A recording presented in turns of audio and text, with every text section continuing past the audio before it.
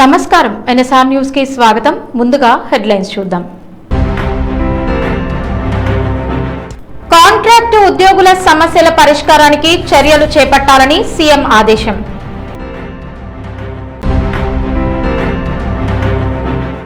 భూభారతి పోర్టల్లో 22,000 మంది భూములు వారికి తెలియకుండానే బదిలీ అయ్యాయి. ఆర్ఎస్ ప్రవీణ్ కుమార్ ఆరోపణ.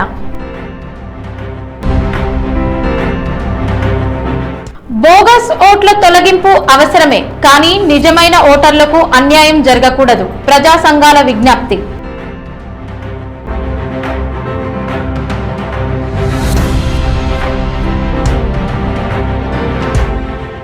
రాష్ట్రంలో వివిధ శాఖల్లో పనిచేస్తున్న కాంట్రాక్ట్ అవుట్సోర్సింగ్ ఉద్యోగుల సమస్యలపై ముఖ్యమంత్రి రేవంత్ రెడ్డి సీనియర్ అధికారులతో సమీక్షా సమావేశం నిర్వహించారు. ఉద్యోగుల సేవా పరిస్థితులు, వేతనాలు, ఉద్యోగ భద్రతతో పాటు వారి సంక్షేమానికి సంబంధించిన అంశాలపై అధికారులతో చర్చించారు. ప్రభుత్వ శాఖల్లో పనిచేస్తున్న కాంట్రాక్ట్ అవుట్సోర్సింగ్ ఉద్యోగులు ఎదుర్కొంటున్న సమస్యలను సమగ్రంగా పరిశీలించి వాటి పరిష్కారానికి అవసరమైన చర్యలు చేపట్టాలని ముఖ్యమంత్రి అధికారులను ఆదేశించినట్లు సమాచారం. ఉద్యోగుల సంక్షేమానికి ప్రభుత్వం కట్టుబడి ఉందని, వారి సమస్యలకు చట్టపరమైన, పరిపాలనాపరమైన పరిష్కారాలను రూపొందించే దిశగా చర్యలు కొనసాగుతున్నాయని సమావేశంలో చర్చించినట్లు అధికారులు తెలిపారు. ఈ సమీక్షలో ప్రభుత్వ ప్రధాన కార్యదర్శితో పాటు సంబంధిత శాఖల ఉన్నతాధికారులు పాల్గొని వివిధ శాఖల నుంచి వచ్చిన ప్రతిపాదనలపై ముఖ్యమంత్రికి వివరాలు అందజేశారు. మంత్రి పొంగులేటి శ్రీనివాసరెడ్డి ఆధ్వర్యంలో నడుస్తున్న భూభారతి వ్యవస్థలో భారీ అక్రమాలు జరిగాయని మీడియాతో బీఎస్పీ రాష్ట్ర అధ్యక్షుడు ఆర్ఎస్ ప్రవీణ్ కుమార్ ఆరోపించారు. సుమారు 22,000 ట్రాన్సాక్షన్లు అక్రమంగా నమోదయ్యాయని, 22,000 మంది భూ యజమానులకు తెలియకుండానే వారి భూములు ఇతరుల పేర్లకు బదిలీ అయ్యాయని ఆయన ఆరోపించారు. ఇది సాధారణ సాంకేతిక లోపం కాదని, సాఫ్ట్వేర్ లో ఉద్దేశపూర్వకంగా మార్పులు చేసి కొందరికి అక్రమంగా భూములు బదిలీ చేసినట్లు అనుమానాలు వ్యక్తం చేశారు. ఈ వ్యవహారంపై స్వతంత్ర సంస్థతో సమగ్ర దర్యాప్తు చేపట్టి బాధ్యులపై కఠిన చర్యలు తీసుకోవాలని ఆర్ఎస్ ప్రవీణ్ కుమార్ డిమాండ్ చేశారు. ప్రజల ఆస్తుల భద్రత విషయంలో ప్రభుత్వం పూర్తి పారదర్శకతతో వ్యవహరించాలని ఆయన కోరారు. రెవెన్యూ శాఖ మంత్రి, గృహ నిర్మాణ శాఖ మంత్రి, అదేవిధంగా పౌర సంబంధాల శాఖ మంత్రి, సమాచార పౌర సంబంధాల శాఖ మంత్రి అయిన పొంగులేటి శ్రీనివాసరెడ్డి గారి కింద నడుస్తున్న భూభారతి పోర్టల్లో అక్రమంగా దాదాపుగా 22,000 ట్రాన్సాక్షన్స్ జరిగినాయి. అంటే 22,000 మందికి చెందిన భూములు వాళ్లకు తెలియకుండానే, వాళ్ళ ప్రమేయం లేకుండానే వేరే వాళ్లకు బదలాయించబడ్డాయి. ఇందులో నిషేధిత భూముల జాబితాలో పెట్టబడిన భూములు కానీ, లేకపోతే అసైన్డ్ భూములు కానీ, లేకపోతే ప్రభుత్వ భూములు కానీ, ఈ భూములని కూడా పెట్టడం జరిగింది. ఈ భూములన్నింటినీ కూడా ఈ భూమి హక్కుదారులు ఎవరైతే ఉన్నారో, అంటే భూమి పట్టాదారులు ఎవరైతే ఉన్నారో వాళ్ళందరికీ సంబంధం లేకుండానే సాఫ్ట్వేర్లోనే మార్పులు జరిపి ఆ భూములన్నింటినీ కూడా తమకు ఇష్టమైన వాళ్ళ మీదకి బదలాయించుకున్నారు. ఇది మామూలు విషయం కాదు.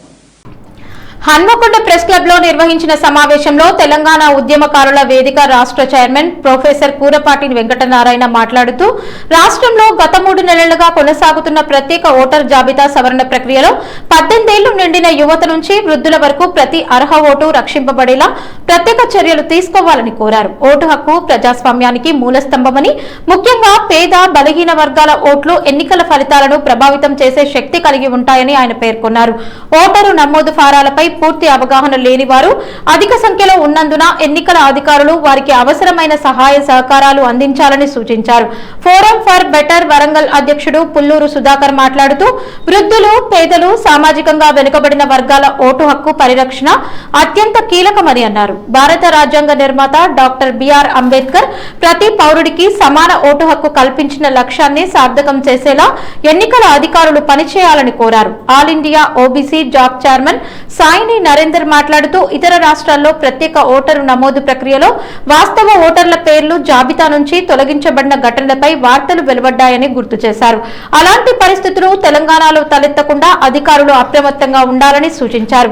తెలంగాణ ఉద్యమకారుల వేదిక రాష్ట్ర కన్వీనర్ సోమ రామమూర్తి, బీసీ ముస్లిం అసోసియేషన్ నాయకుడు డాక్టర్ రాజ్ మహమ్మద్, విశ్రాంత అధ్యాపకుల సంఘం నాయకుడు వీరమల్ల బాబురావు, శాంతి సంఘం నాయకుడు దొమ్మాటి ప్రవీణ్ కుమార్ మాట్లాడుతూ, ఉద్యోగ ఉద్యోగాలు ఉపాధి కోసం వలసలు వెళ్లే ప్రజల ఓట్లు గల్లంతు కాకుండా ప్రత్యేక చర్యలు తీసుకోవాలని కోరారు.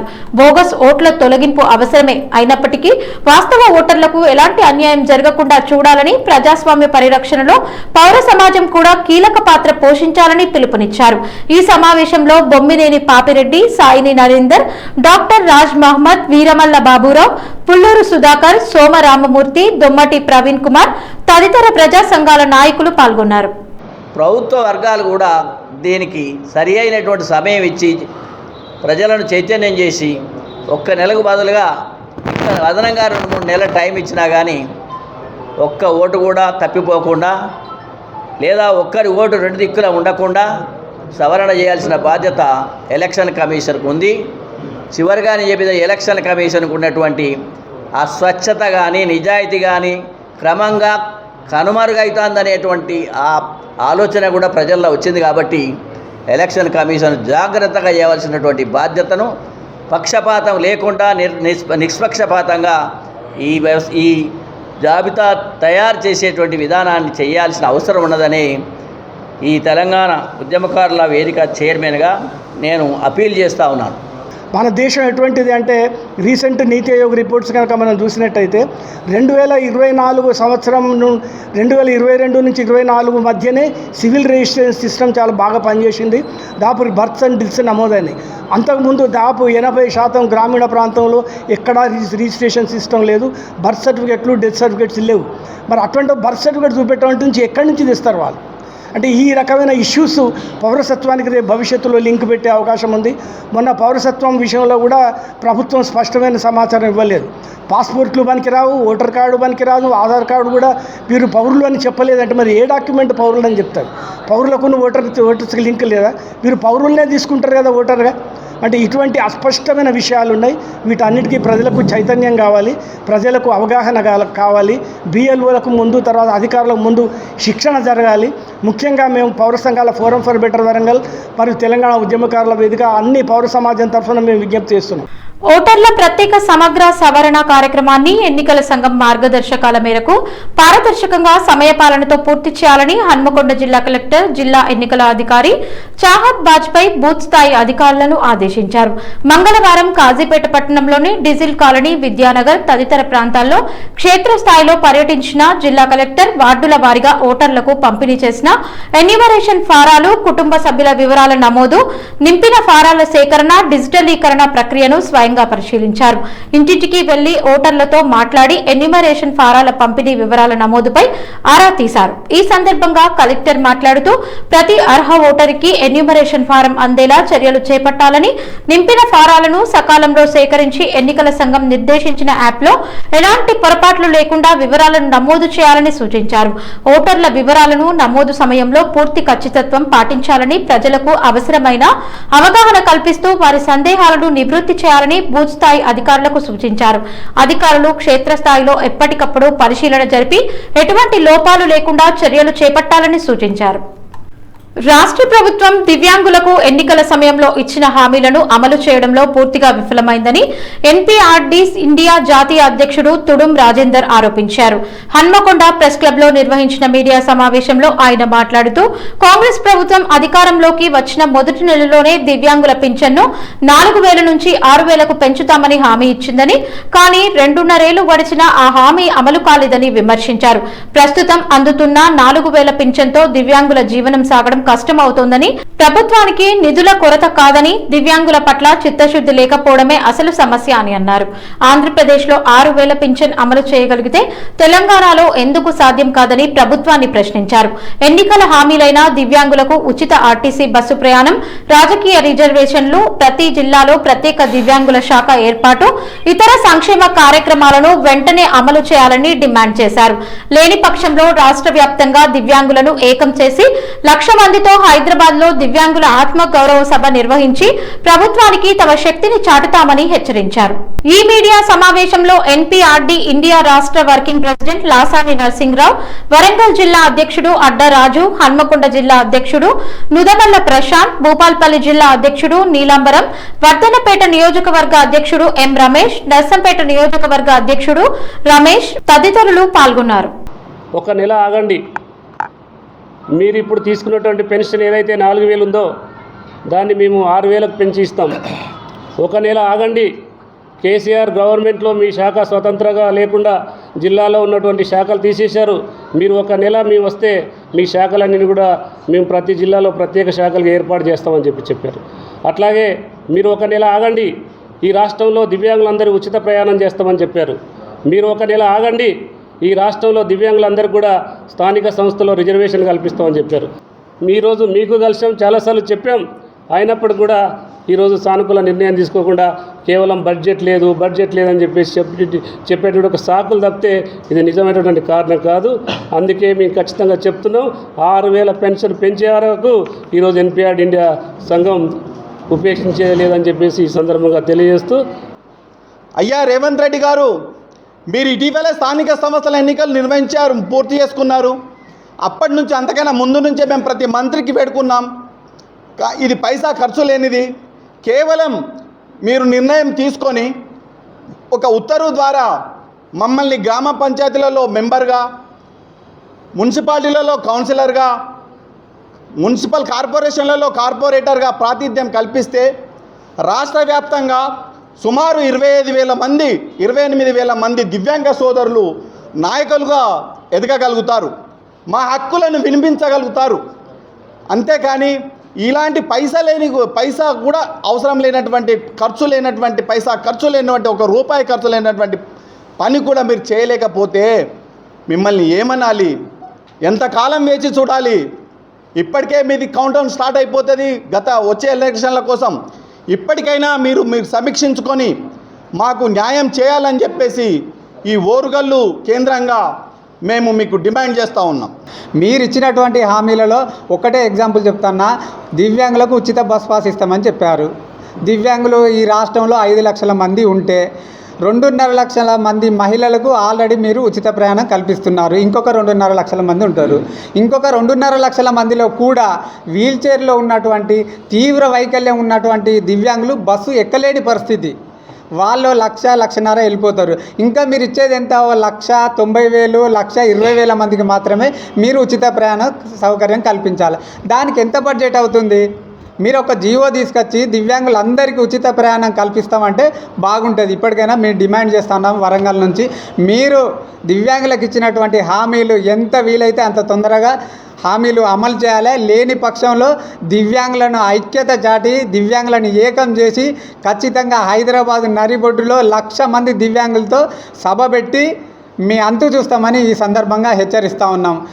ధర్మసాగర్ మండల్ రాపాకపల్లి గ్రామంలోని గ్రామ శివారులో సర్వే నెంబర్ 838, 839, 840, 841, 842లో ఉన్న 13 ఎకరాల భూమిని రాజ్ సింగ్ పట్టాదారులు వంశస్థులు ఠాగూర్ అనురాధ సింగ్, ఠాగూర్ ఉమా సింగ్, ఠాగూర్ మహేంద్ర సింగ్ మాకు తెలియకుండా ఎటువంటి నోటీసులు జారీ చేయకుండా గతంలో ఉన్న ఎంఆర్ఓ ద్వారా పట్టా పాస్బుక్లు వారిపై చేసుకున్నారని బాధిత రైతులు ఆరోపిస్తున్నారు. ఈ సందర్భంగా మీడియాతో బాధిత రైతులు మాట్లాడుతూ, మా తాతల కాలం నుంచి ఇక్కడనే ఉంటున్నామని, తాత ముత్తాతల సమాధులు మా పొలంలోనే గోరీలు పెట్టామని అన్నారు. మాకు ఎటువంటి నోటీసులు ఇవ్వకుండా 13 ఎకరాల భూమిని గతంలో ఉన్న ఎంఆర్ఓతో కలిసి పూర్తిగా పట్టా చేసుకున్నారు. పట్టా పాస్బుక్ మా పేరుపైనే ఉన్నాయని, ఈ మధ్యనే పట్టా పాస్బుక్లు గతంలో ఉన్న ఎంఆర్ఓతో చేతులు కలిపి మార్పిడి చేశారని వారు ఆరోపించారు. ఏ అధికారులు వచ్చి సర్వే ఇప్పటి వరకు చేయలేదు. మొత్తం మేము 21 మంది రైతులం ఉన్నాం. మాకు సరైన న్యాయం కావాలంటూ, లేని ఎడల ఇదే పొలంలో పురుగుల మందు తాగి ఆత్మహత్య యత్న ప్రయత్నం చేసుకుంటామని వారు ఆరోపించారు. సంబంధిత ఎంఆర్ఓ, ఆర్డీఓ అధికారులు స్పందించి సరైన న్యాయం చేయాలని డిమాండ్ చేశారు.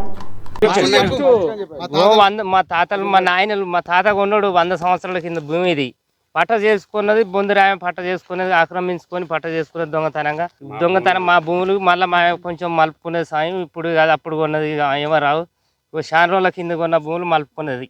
ధర్మసాగర్ శివారి కిందకి వస్తుంది.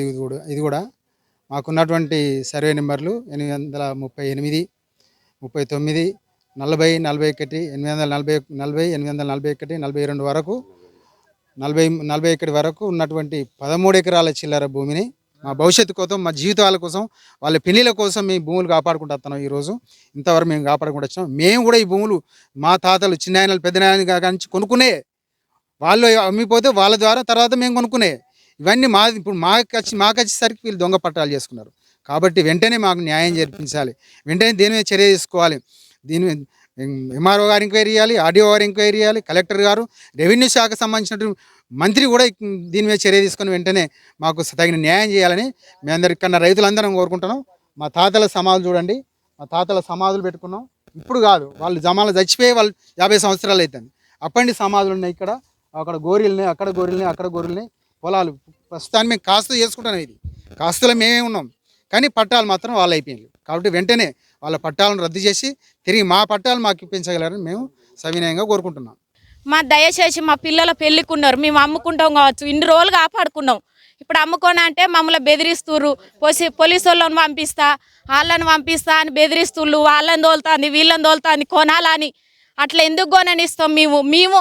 ఆమె గోనాలు అవ్వాలన్న గోనాలు అనుకున్న వాళ్ళు అయితే వీడికి వస్తే మేము 20 మంది ఉన్నాం ఈడ కాసి మీద. మా పిల్లల కానించాలి, మేము మందు పోసుకొని చచ్చిపోతాం. వీళ్ళనే ఎవరన్నా అడుగు పెట్టాలి. దయచేసి ఎంఆర్ఓ కానీ ఈ మండల ఆఫీస్ వాళ్ళు కానీ ఎవ్వరన్నా మా భూములు మాకు వచ్చేటట్టు చేయాలి. కలెక్టర్ గాడికి పోయి మేము కాళ్ళు మొక్కి ఏళ్ళు మొక్కి మేము ఇన్ని రోజులు కష్టపడి దున్నుకొని వ్యవసాయం చేసుకుంటాం. మేము ఒడ్డిరోళ్ళం, మట్టి పని చేసుకుంటాం, కూలి పని చేసుకునేటోళ్ళం. దయచేసి మాది మాకు వచ్చేటట్టు చేయాలి. పైసలు పెట్టుకొని దొంగతనంగా మాకు తెలియకుండా చేపించుకున్నది ఆమె. మాకు పైసలు కూడా తెచ్చుకున్నాం. ఇన్ని రోజులు మాకు పట్ట పైసలు కూడా పడ్డాయి. ఎందుకు పడతలేవు అని మేము ఇన్ని రోజుల కంచెలు తిరుగుతూనే ఉన్నాము. దయచేసి మా పట్టాలు మాకు చేయాలి. మాది ఇక్కడ ఏమైందంటే 13 ఎకరాల భూమి అక్రమంగా వీళ్ళు పాస్బుక్లో కంచెలు కొట్టేసి వేరే వాళ్ళు ఎక్కించుకున్నారు. ఈ పాత వాళ్ళు అంటే 100 సంవత్సరాల కింద అమ్మిపోయారు, సంతకాలతో సహా ఉన్నాయి మా దగ్గర. అమ్మిపోయారు, మేము పట్టలు అయినాయి. ఆంధ్రప్రదేశ్ బుక్ కూడా ఉన్నది, ప్లస్ ఇప్పుడు తెలంగాణ బుక్ పాస్బుక్ కూడా వచ్చి ఉన్నది. ఇది చర్యలు గట్టిగా తీసుకొని ఎంఆర్ఓ ద్వారా చేసిరు. ఎంఆర్ఓ సస్పెండ్ పోయిన ఎంఆర్ఓ ఇప్పటిది కాదు. ఇది చూసుకొని చర్యలు గట్టిగా చేయాలని చెప్పేసి మేము కోరుకుంటున్నాం. ఎవరు చూసినా కూడా బాధ్యతలు కావాలని మేము కోరుకుంటున్నాం. తాతల కంచెలు ఉన్న ల్యాండ్లు ఇవి, ఇప్పటి కాదు. దాదాపు 100 సంవత్సరాల కంచెలు మనవలంకి వచ్చినాం. ఇప్పటి వరకు ఏం జరిగినవి ఇప్పుడు మాకు 100 సంవత్సరాల కంచెలు రానివి ఇప్పుడు వచ్చినాయి. ఇవన్నీ కలిసి చేస్తున్నారు అని చెప్తున్నాం. మేము కోరుకుంటున్నాం ఎవరైనా సాయం కాలేదు. వరంగల్ తూర్పు నియోజకవర్గంలో రాబోయే రోజుల్లో ముంపు ప్రాంతాలనేవి కనిపించకుండా శాశ్వత పరిష్కారం చూపుతామని మాజీ ఎమ్మెల్సీ కొండ మురళి స్పష్టం చేశారు. వరంగల్ శివనగర్ నుంచి చింతల్ వైపు వెళ్లే మార్గంలో వరద ముంపుకు గురవుతున్న ప్రాంతాలను ఆయన స్వయంగా పరిశీలించారు. ఈ సందర్భంగా ఆయన మాట్లాడుతూ ఇక్కడి డ్రైనేజీ వరద నీటి సమస్యను పరిష్కరించేందుకు యుద్ధ ప్రాతిపదికన చర్యలు తీసుకుంటున్నట్లు తెలిపారు. ముంపు నివారణ పనులను రాబోయే 10 రోజుల్లోగా పూర్తి చేయాలని సంబంధిత కాంట్రాక్టర్లను ఆదేశించినట్లు పేర్కొన్నారు. త్వరలోనే రాష్ట్ర అటవీ పర్యావరణ శాఖ మంత్రి కొండా సురేఖ ఆధ్వర్యంలో ఈ అభివృద్ధి పనులకు శంకుస్థాపన, ఫౌండేషన్ స్టోన్ వేయనున్నట్లు వెల్లడించారు. అలాగే స్థానికంగా తీవ్ర సమస్యగా మారిన బొందివాగు ప్రాంతంలో కూడా ప్రత్యేకంగా పనులు చేయించి భవిష్యత్తులో స్థానిక ప్రజలకు వరద ముప్పు కలగకుండా చూస్తామని హామీ ఇచ్చారు. వీటితో పాటు రాకపోకలకు ఇబ్బందిగా మారిన రహదారి సమస్యను కూడా పరిష్కరిస్తామన్నారు. వారం రోజుల్లో R&B అధికారులతో మాట్లాడి త్వరితగతిన నూతన రోడ్డు నిర్మాణ పనులు ప్రారంభమయ్యేలా చూస్తానని కొండ మురళి స్థానిక ప్రజలకు భరోసా ఇచ్చారు. తెలంగాణలో ఓటరు జాబితా ఎన్యూమరేషన్ ఫారాల పంపిణీ ప్రక్రియలో తీవ్ర అక్రమాలు జరుగుతున్నాయని ఆరోపిస్తూ బీజేపీ రాష్ట్ర అధ్యక్షుడు ఎన్ రామచంద్రరావు ప్రధాన ఎన్నికల అధికారిని కలిసి ఫిర్యాదు చేశారు. ఎన్నికల ప్రక్రియ పారదర్శకంగా, నిష్పక్షపాతంగా జరగాల్సిన సమయంలో అధికార యంత్రాంగం నిర్లక్ష్యంగా వ్యవహరిస్తోందని ఆయన ఆరోపించారు. ఈ సందర్భంగా రామచంద్రరావు మాట్లాడుతూ రాష్ట్ర ప్రభుత్వ ఆధీనంలో పనిచేస్తున్న బూత్ లెవెల్ అధికారులు తమ విధులను సక్రమంగా నిర్వర్తించడం లేదని విమర్శించారు.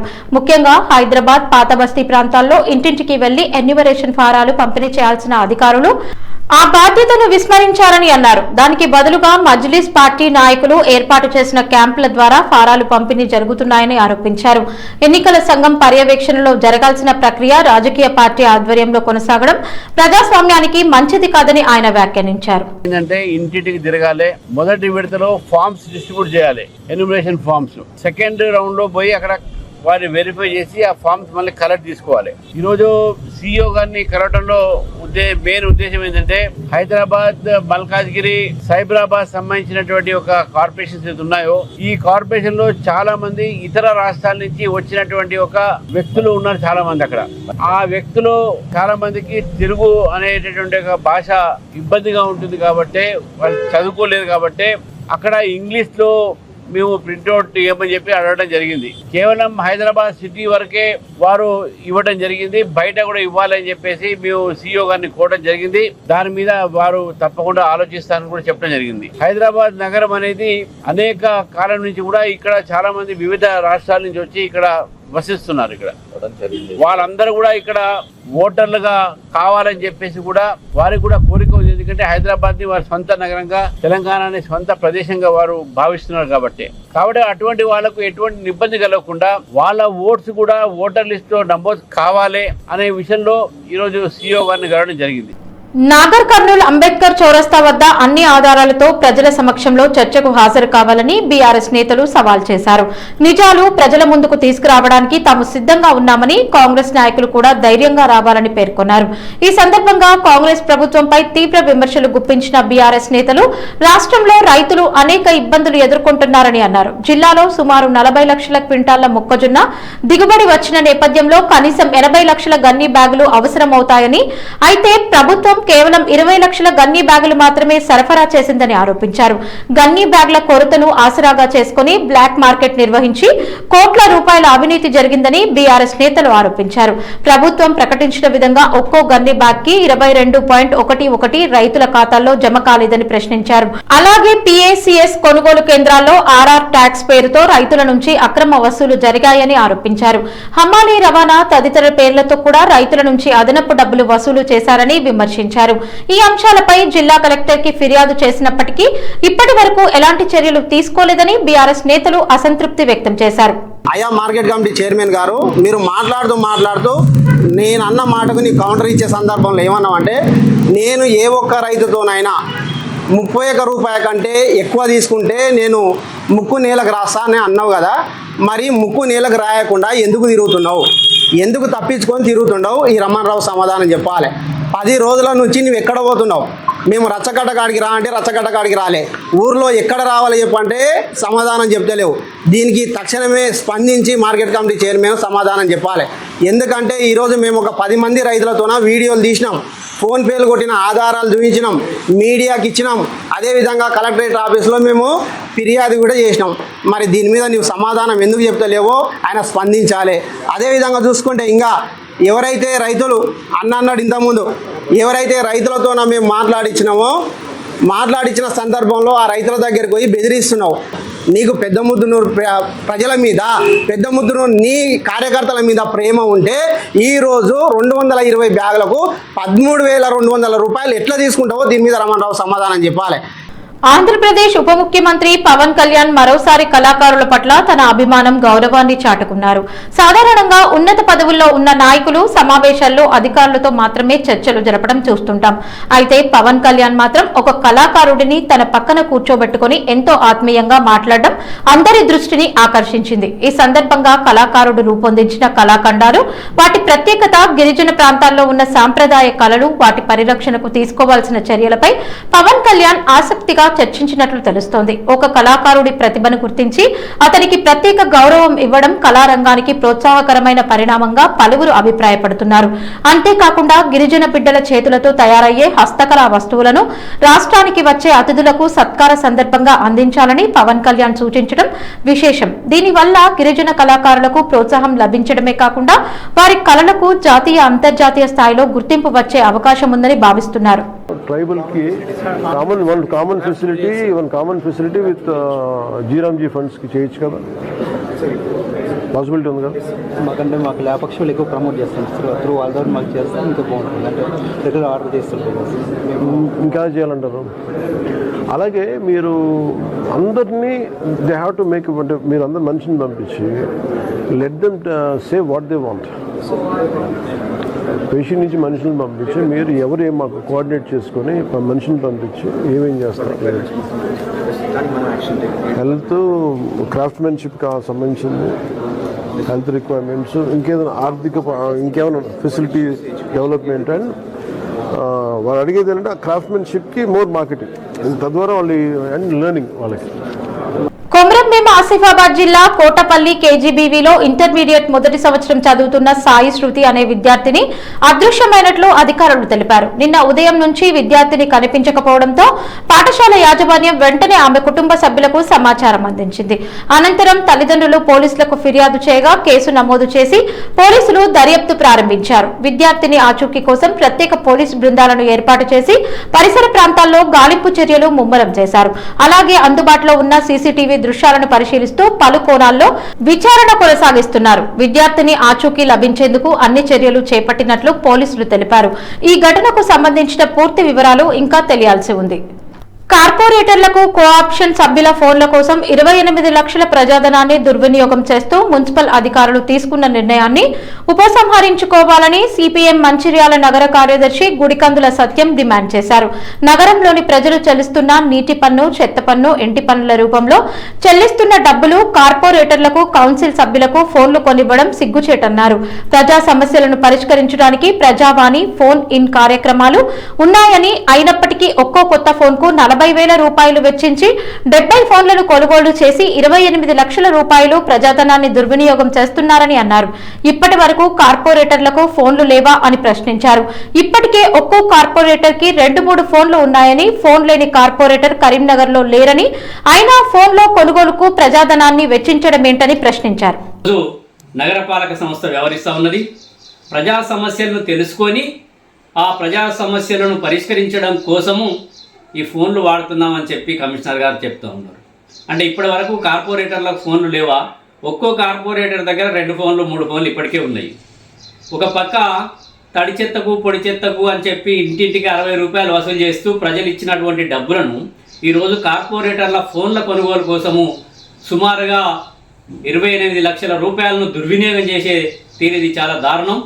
ఇప్పటికైనా ఈ టెండర్ను విరమించుకోవాలి. కార్పొరేటర్లకు ఆల్రెడీ ఫోన్లు ఉన్నాయి. ఇది గతంలో కూడా గత పాలక వర్గం ఏర్పాటు చేసినప్పుడు కూడా ఫోన్లు కార్పొరేటర్లకు కొని ఇవ్వడం జరిగింది. అవి మళ్ళీ పదవి కాలం అయిపోయిన తర్వాత తిరిగి తీసుకున్నారు. ఆ ఫోన్లు ఎటువైనాయో ఇంతవరకు వాటి వివరం లేదు, జాడలేదు. అట్లాగే మళ్ళీ ఇప్పుడు కొత్త పాలక వర్గం వచ్చింది కాబట్టి ఆ కొత్త పాలక వర్గానికి కూడా ఈరోజు ఫోన్లు కొనిస్తామని చెప్పి నగరపాలక సంస్థ నిర్ణయం తీసుకోవడం, దీన్ని మున్సిపల్ కౌన్సిల్ సమావేశంలోనే ఆమోదం తెలుపుకోవడం.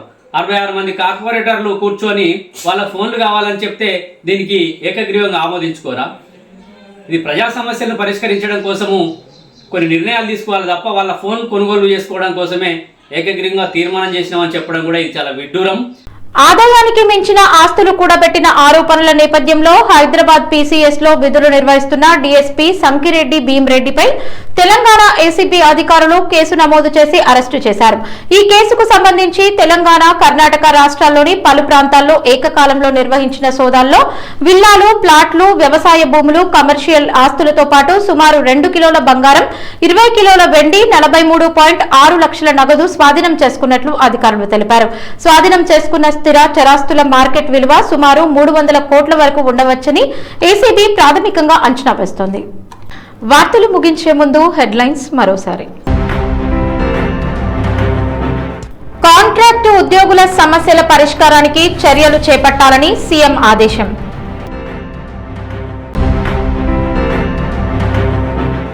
భూభారతి పోర్టల్లో 22,000 మంది భూములు వారికి తెలియకుండానే బదిలీ అయ్యాయి. ఆర్ఎస్ ప్రవీణ్ కుమార్ ఆరోపణ.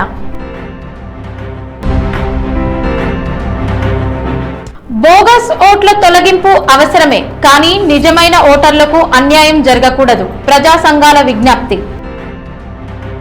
ఈ వార్తలు ఇంతటితో సమాప్తం. నమస్కారం.